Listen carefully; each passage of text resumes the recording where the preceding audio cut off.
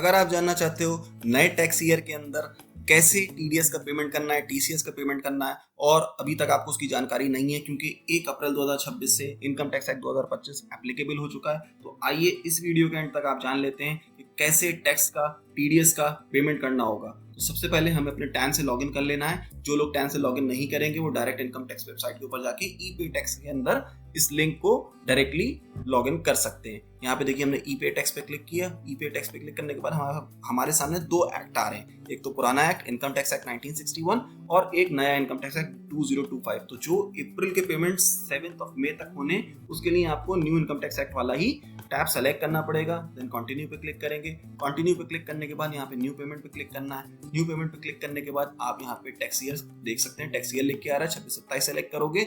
Then TDS TCS payment नए sections लिख के आ रहे हैं। सेक्शन 392 सैलरी का है, सेक्शन 393 अदर देन सैलरी का, 394 टीसीएस के लिए। आप यहाँ प्रोसीड पे क्लिक करोगे। प्रोसीड पे क्लिक करने के बाद आप देख सकते हो यहाँ पे एक नई चीज दिखाई दे रही है, रेसिडेंशियल स्टेटस की बात हो रही है। मतलब जो भी अब डिडक्टीज होंगे वो रेसिडेंट डिडक्टीज हैं कि नॉन रेसिडेंट डिडक्टीज हैं, ये भी अब आपको मेंशन करना पड़ेगा उन चीजों के साथ जो कंपनी डिडक्टीज हो या अदर देन कंपनी डिडक्टीज हो। ये हमारे पहले भी लिखा रहता था, लेकिन इस बार हमें एक बाइफरकेशन और देना है between resident and non resident deductees. नीचे दिए गए नोट में आप देख सकते हो, जो इंपॉर्टेंट बात है वो मैं आपको बता देता हूँ कि multiple section codes can be selected for choose and deductive type in a single challan payment. मतलब अगर आपको कमीशन का पेमेंट करना है, साथ ही साथ आपको कॉन्ट्रैक्टर का पेमेंट करना है, रेंट का पेमेंट करना है, तो सब कुछ एक ही चलान के अंदर अब पॉसिबल है। तो आइए देख लेते हैं कैसे होगा। रेसिडेंट डिडक्टिव सेलेक्ट किया, other than company deductive select किया, देन कंटिन्यू पे क्लिक किया। कंटिन्यू पे क्लिक करने के बाद बेसिक डिटेल्स जो अभी हमने पीछे देखी थी विंडो के ऊपर, वो सामने ऊपर लिख के आ रही हैं। यहाँ पे हम सेक्शन सेलेक्ट कर लेंगे। सेक्शन में आप जैसे ही आप यहाँ पे ड्रॉप डाउन लिस्ट में देखोगे, सबसे पहले जैसे मान लिया हमने suppose commission of brokerage other than insurance commission select किया और उसका एक अमाउंट सेलेक्ट कर लिया यहाँ पे 5000 रुपीज।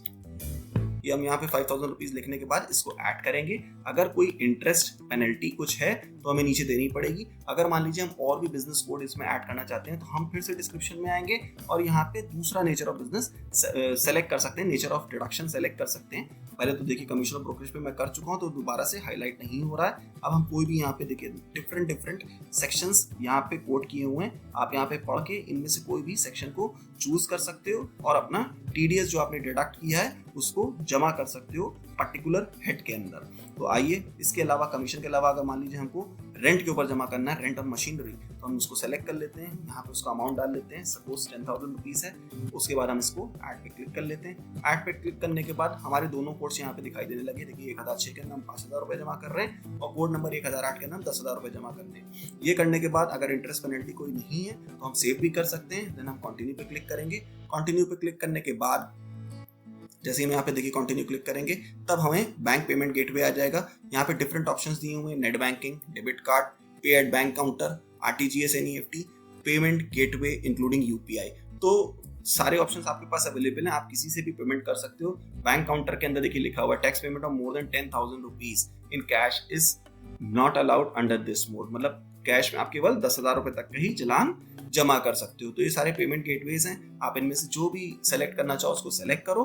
उसके बाद आप प्रोसीड कर सकते हो। अगर हमने जैसे सपोज यहाँ अदर बैंक किया, कोई भी हम बैंक यहाँ पे चूज कर लेते हैं, कैनरा बैंक है, तो हम यहाँ कंटिन्यू करेंगे तो हमें सीधे बैंक की वेबसाइट के ऊपर लिंक कर देगा। वहां जाके हमें उस चालान को पेमेंट करना होगा। यहाँ पे नाउ पे क्लिक करेंगे और फिर आप उसको पे करेंगे। पे करने के बाद आप उस चालान को डाउनलोड कर सकते हैं, लेकिन उससे पहले आप सारी डिटेल्स चेक कर सकते हो। 26-27 का टैक्स ईयर है, income tax other than companies है, रेसिडेंट डिडक्टिव जो भी हमने पीछे सब सेलेक्ट किया है वो यहाँ पे दिखाई दे रहा है। किस बैंक के थ्रू हम पेमेंट कर रहे हैं, नंबर ऑफ कोड सेलेक्टेड क्या है, किस कोड में कितना टैक्स जमा कर रहे हैं, सब कुछ यहाँ पे दिखाई दे रहा है। आप एक बार फाइनली चेक करो। अगर कोई इंटरेस्ट पेनल्टी उसको चेक करो। यहाँ पे पे नाउ पे क्लिक करके आप उस चालान को पेमेंट कर सकते हो। देन उसके बाद आप डाउनलोड सेक्शन में आके इसको डाउनलोड कर सकते हो। तो इस तरीके से अब से अप्रैल ऑनवर्ड्स जितने भी टीडीएस टीसीएस पेमेंट होंगे वो आपको ऐसे ही करने हैं। ये करने के बाद आपको अपने क्वार्टरली रिटर्न्स जो टीडीएस के हैं वो फाइल करने होंगे। फॉर्म नंबर बदल चुके हैं, उसके ऊपर भी हमारी वीडियो आएगी जल्द ही आपको। अगर इसमें कोई कंफ्यूजन है तो आप मुझे कमेंट बॉक्स के अंदर कमेंट करके पूछ सकते हो कि कैसे जमा करना है,